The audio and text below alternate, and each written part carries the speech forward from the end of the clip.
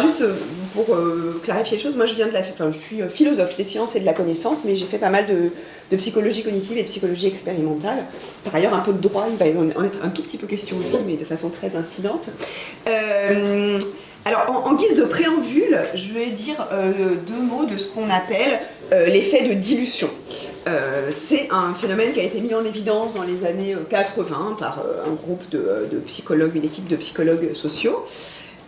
En bref, le constat qu'ils ont fait est le suivant. Quand on fournit au sujet d'une expérience, donc d'expérience de psychologie, des informations qui ne sont pas pertinentes pour le jugement qu'ils doivent former, mettons que vous deviez prédire, que vous devez prédire les performances d'un coureur cycliste, et que, outre ses performances passées et disons son état de santé actuel, qui sont donc pertinents, on vous indique la couleur de ses chaussettes ou éventuellement de son casque. Bon, ces informations non pertinentes, en réalité, on constate expérimentalement qu'elles ont un effet, elles diluent, c'est pour ça qu'on appelle ça l'effet de dilution, l'effet sur le jugement que devraient avoir et qu'ont les informations pertinentes. Donc il y a une différence entre ceux qui reçoivent aussi des informations non pertinentes et ceux qui n'en reçoivent pas. Bon. Donc on voit bien, je pense, le rôle que ce phénomène qui a été mis en évidence donc en laboratoire pourrait jouer le rôle qu'il pourrait jouer dans la vie réelle. Quand elles sont noyées dans un flot informationnel, le poids des informations qui sont réellement pertinentes pour nos jugements ou nos décisions serait atténué par la présence donc d'un flot informationnel. Alors, plusieurs explications, donc j'ai pas du tout, voilà. Plusieurs explications ont été données de ce phénomène, essentiellement en termes de biais cognitifs. Je ne vais pas du tout développer, mais l'idée c'est que ce serait un mauvais traitement des informations, essentiellement lié à nos limitations cognitives. Bon. Moi, avec des collègues psychologues, j'ai testé expérimentalement une autre explication, selon laquelle, en fait, ce phénomène serait un effet des attentes raisonnables, de pertinence, justement, qui sont au fondement de toute communication saine. En 2 mots, c'est l'idée que si mon interlocuteur me transmet des informations, eh ben, c'est pour une certaine raison, et donc c'est qu'elles doivent bien avoir leur pertinence. Et donc l'effort, en quelque sorte, l'effort cognitif produit pour donner une pertinence à ces informations me conduirait à des inférences même rapides et inconscientes qui modifieraient donc l'effet que les autres informations ont sur mon jugement. Alors, c'était un teaser, mais en fait je vais pas vous parler plus de cette expérience. J'en dirai volontiers quelques mots de la façon dont on a testé cette expérience, cette hypothèse pendant le temps de la discussion. Mais j'ai choisi, pour l'exposer, de me concentrer sur cette notion de pertinence, donc d'un point de vue plus philosophique, épistémologique, pour montrer que son rôle, que cette question de la pertinence donc, que je vais développer joue dans nos raisonnements et nos décisions, permet d'éclairer certains des aspects, à mon avis, de ce que l'on appelle des informations. Et je voudrais, pas en quelque sorte, je voudrais tout à fait présenter l'idée selon laquelle la désinformation peut résulter d'une mauvaise interprétation de la pertinence des informations que l'on reçoit, plutôt que de leur inexactitude. Ce qui ne veut pas dire qu'il n'y a pas aussi de la désinformation qui repose sur l'inexactitude, mais voilà.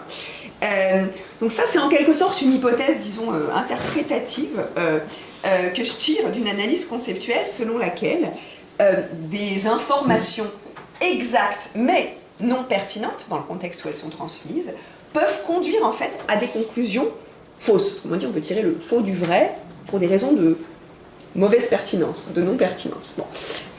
Et pour développer cette idée, je vais emprunter des catégories d'analyse à la réflexion juridique de common law. C'est pas des catégories juridiques françaises, sur donc, la réflexion des juristes de common law sur la preuve judiciaire. Mais je précise que si j'emprunte ces catégories au droit, je considère qu'elles sont applicables à tout traitement de l'information dans des raisonnements ou des décisions, et pas du tout seulement au contexte judiciaire. Donc j'emprunte ces catégories, mais il n'est pas question, en fait, il y a question d'exemple tiré du judiciaire, mais mon propos n'est pas du tout destiné à porter sur la décision judiciaire, ici en tout cas. Je fais ça aussi, mais pas là. Donc la common law distingue entre la crédibilité et la pertinence d'un élément de preuve. Crédibilité et pertinence sont deux composantes de la valeur probante d'un élément de preuve ou evidence. Qui peut être aussi bien un témoignage qu'un document, une lettre, un rapport d'expertise, une image de vidéosurveillance, un relevé de téléphonie. Bon, c'est pas au départ spécifiquement concentré sur le témoignage. Mais je vais quand même prendre un exemple de témoignage. Un exemple très simple, donc, un témoin affirme qu'il a entendu la voix du suspect d'un meurtre dans l'escalier à une certaine heure. Bon. Se demander si ce témoignage est crédible, c'est tout simplement une manière de se demander si ce que dit ce témoin est vrai. Bon. Donc, dire que ce témoignage est crédible, c'est dire que je peux, sur la base de cet élément, admettre que son contenu est vrai, c'est-à-dire que les événements ou les faits rapportés par le témoin se sont produits, qu'il a effectivement entendu le suspect. Bon.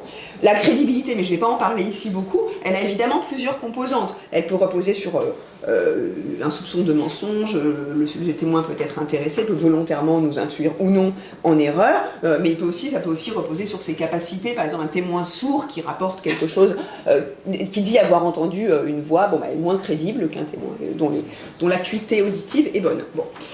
Mais en fait, mon point n'est pas là, mon point il est que, le point que je voudrais défendre, il est que la crédibilité d'un élément de preuve ne suffit pas du tout à en faire un élément de preuve. Ce qui fait qu'un élément de preuve est un élément de preuve pour un raisonnement ou une décision, c'est aussi, il faut qu'il soit pertinent. Il faut que, si c'est vrai, ça me renseigne. Autrement dit, pour le dire très simplement, la crédibilité, c'est la question de la crédibilité, c'est de savoir est-ce que ce qu'il me dit est vrai, et la question de la pertinence, c'est ok, mais si c'est vrai, qu'est-ce que ça m'apprend? Qu'est-ce que ça m'apprend? Bon. Et précisément, la pertinence d'une information, quand on analyse vraiment ce qui fait qu'un élément est pertinent ou non, cette notion, cette propriété plutôt, a de nombreuses propriétés elles-mêmes complexes et assez fascinantes, qui font d'ailleurs tout le sel des histoires de crimes et des histoires de procès, mais qui font aussi, je pense, le socle de nos raisonnements et de nos décisions quotidiennes. Donc, en quelques mots, je ne vais pas avoir le temps de beaucoup développer chacun de ces points, mais la pertinence d'un élément d'information dans le cadre d'une décision, d'une enquête, mais aussi bien, est-ce que je vais prendre mon parapluie, de décision aussi banale que celle-ci, de pour qui je vais voter, est-ce que je vais vacciner mon enfant, ou est-ce que je vais effectivement condamner cet accusé. Évidemment, la pertinence d'une information dépend de la question de l'hypothèse en jeu. Il y a des informations qui ne sont pas du tout pertinentes. Le temps qu'il faisait à Paris le jour de la mort de la reine Elisabeth n'est pas pertinent pour savoir si O.J. Simpson a tué sa femme. Bon. Voilà. Après, elle dépend aussi des autres informations disponibles. L'heure à laquelle un film a été projeté au cinéma du coin peut devenir pertinent pour savoir si machin a tué bidule, s'il se trouve que l'alibi de machin repose sur un... Bon, voilà. Donc vous voyez comment, évidemment, la pertinence d'une information est relative au contexte informationnel, à l'hypothèse qu'il s'agit d'évaluer. Et sa pertinence peut s'inverser si d'un coup on apprend qu'en fait le film il n'était pas, en fait finalement le crime n'a pas été commis à telle heure mais plutôt à telle heure, un élément qui était à charge devient à décharge, tout ça est dynamique et dépend de tout un réseau en fait d'éléments. Elle dépend aussi, et c'est crucial, du sujet, qui conduit le raisonnement et de tout un ensemble de généralisations implicites, de connaissances, d'expériences du monde fondées ou pas fondées, de préjugés fondés ou non fondés, moralement répréhensibles ou non, de connaissances communes partagées qui elles-mêmes sont bien fondées statistiquement ou non, donc tout un ensemble de généralisations qui font qu'on va trouver que tel élément est pertinent pour telle ou telle question. Savoir que monsieur machin pensait que sa femme voulait le quitter pour évaluer la plausibilité de la question de savoir si c'est lui qui l'a tué, est pertinent au regard de tout un tas de généralisations sur la psychologie des gens, sur la sociologie des meurtres sur conjoints, etc., etc., etc. Donc à chaque fois, il y a beaucoup de généralisations implicites qui nous permettent de passer d'un élément à une conclusion, et il y en a qui sont partagées, il y en a qui sont propres à nos expériences personnelles. Bon. Et entre parenthèses, c'est ce qui illustre, entre autres nombreuses choses, remarquablement le film, pour ceux qui l'ont vu, 12 hommes en colère, où un des jurés va démonter en fait chacun des éléments de preuve, en remettant en cause sa crédibilité, mais en remettant aussi en cause sa pertinence, en décortiquant les raisons pour lesquelles on considérait que tel élément était pertinent, et en montrant que ça repose sur d'autres hypothèses qui ne sont pas forcément tenables. Bon. Maintenant, j'ai bientôt terminé. Ce que je voulais dire, j'ai encore un point important et après je pourrais conclure. Non seulement donc ces considérations s'étendent à tous nos raisonnements, mais elles prennent une dimension particulière quand ces informations nous viennent d'autrui. J'ai dit que ça s'appliquait à tous les éléments de preuve, hein, le couteau trouvé sur la scène du crime, une lettre de menace, et les témoignages des gens enfin des témoins, les rapports des témoins. Mais précisément, quand il s'agit d'un témoignage, il y a toute la dimension communicationnelle qui vient jouer un rôle très important. Pourquoi ? Parce que c'est un élément quand même majeur qu'a apporté l'analyse pragmatique de la linguistique, que la communication humaine n'est pas la pure transmission d'un message, c'est aussi un acte communicationnel, et pour comprendre ce que autrui me dit, je fais tout un tas d'inférences et d'hypothèses, même inconscientes, sur ses états intentionnels, ce qu'il veut dire quand il me dit ça, ce qu'il doit savoir par ailleurs pour juger que ceci est pertinent.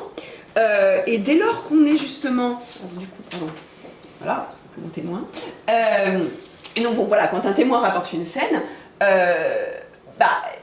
non seulement, je vais forcément essayer d'attribuer une pertinence en dehors de la question de la crédibilité du témoin, ce qu'il va me dire va m'apparaître pertinent au regard de ce que je sais par ailleurs, mais aussi au regard de ce dont je pense, les raisons pour lesquelles je pense qu'il me le dit, et qu'il les juge pertinentes.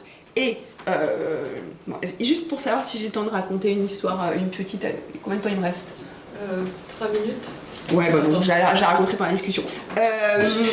Donc maintenant, voilà, donc la question de non seulement la pertinence que cette information, si elle est vraie, a pour ma question joue, mais pour l'interpréter quand il s'agit d'un témoignage, il y a aussi la question de pourquoi il me le dit. Et le cœur de mon propos, c'est que ce problème-là peut donner lieu évidemment à des manipulations intentionnelles. Je vais lui dire ça, c'est vrai, mais je vais lui dire ça pour lui suggérer ça, qui est faux. Bon, ça c'est assez évident, mais je pense que ça peut aussi déboucher sur d'authentiques malentendus qui ne sont pas nécessairement le fruit d'une intention de manipulation. Donc le cœur de mon propos en tout cas, et après j'ai une conclusion, c'est qu'un malentendu, qu'il soit intentionnel ou non de la part du témoin, sur la pertinence d'une information exacte, peut conduire à des conclusions fausses. Imaginons simplement brièvement la scène suivante. Au cours de son récit, donc mettons-nous dans un tribunal, mais encore une fois pour moi ça ne se réduit pas au contexte du tribunal, un témoin ne fait aucune mention d'un événement qui serait que le juge jugerait pertinent, et dont ce dernier conclut qu'il ne s'est pas produit, parce que s'il s'était produit, le témoin ne pourrait l'ignorer, et donc n'aurait aucune raison de le taire. Mais en réalité, l'événement s'est produit, le témoin le sait, mais lui, il ne voit pas la pertinence de cet événement. Donc ici, c'est en quelque sorte une interprétation erronée du silence de quelqu'un qui va conduire le juge à croire quelque chose de faux, alors qu'il n'y a pas eu de transmission d'informations fausses. Bon. Donc maintenant, pour conclure et revenir aux questions de désinformation, je pense que cette analyse, elle permet d'éclairer certains mécanismes de désinformation.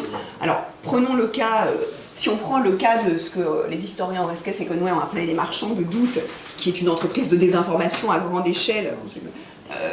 Je vous dis juste une petite citation du bouquin qui dit « Tel le magicien qui agite sa main droite pour détourner l'attention de ce que fait sa main gauche, l'industrie du tabac finançait des recherches de diversion. » L'idée étant que, bon, il y a aussi de la désinformation, il y a plein d'autres choses, mais un des éléments, selon eux, de la stratégie de ce qu'ils ont appelé les marchands de doute, visait non pas tant à affirmer des contre-vérités, qu'à relativiser la pertinence des informations, en fait, les plus importantes, et en mettant en avant d'autres travaux. Alors, si l'idée est de relativiser l'importance des informations sur le lien causal entre le tabac et le cancer du poumon, l'idée était de mettre en avant d'autres travaux qui pouvaient être de qualité exacte sur les causes génétiques du cancer du poumon ou sur d'autres causes environnementales des cancers. Donc là, on est dans une entreprise, en tout cas selon Oreskes et Conway, de désinformation volontaire. Mais je pense qu'on peut aussi supposer que beaucoup de ce qu'on appelle fake news, qui sont le plus souvent définies comme des informations dont le contenu est faux, consiste en fait en la transmission d'informations exactes, ou en tout cas pas nécessairement inexactes, qui sont assorties, pour ainsi dire, d'une présomption mal calibrée de pertinence. Et il n'y a pas forcément de manipulation derrière. Ce que je veux dire par là, c'est que le risque d'une attribution infondée de pertinence à certaines informations est d'autant plus grand que ces informations sont décontextualisées, sont transmises et retransmises par de nombreux relais, dont certains sont anonymes et dont il devient progressivement impossible de tracer, pour ainsi dire, les intentions communicatives derrière. Donc, en bref, mon message principal, c'est que la désinformation ne repose pas forcément sur la transmission d'informations fausses et inexactes, mais dans un problème de contexte qui fait perdre qui suggère des interprétations de pertinence qui ne sont pas forcément les bonnes. Et ben, sur ce, j'ai terminé. Voilà.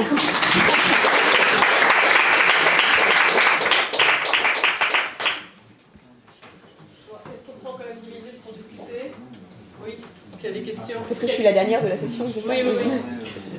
Mais donc je vais... Est-ce qu'il y a des questions aux intervenants?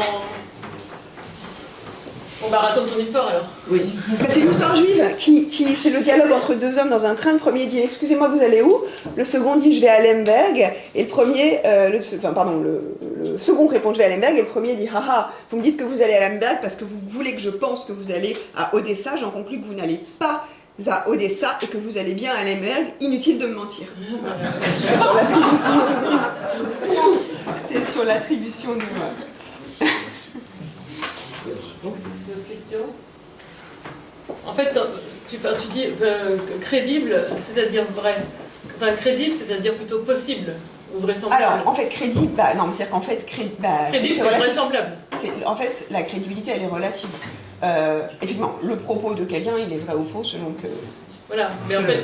Mais ce que vous pouvez évaluer, ce que tu peux évaluer, c'est la crédibilité de ce qui t'est rapporté, qui est à la fois... il y a les deux, en fait. Il y a à la fois la fiabilité du témoin et la plausibilité de... C'est ça, plausible, vraisemblable. Ouais. Il y a ça, mais il y a aussi quand même la fiabilité de la source qui compte dans l'évaluation globale.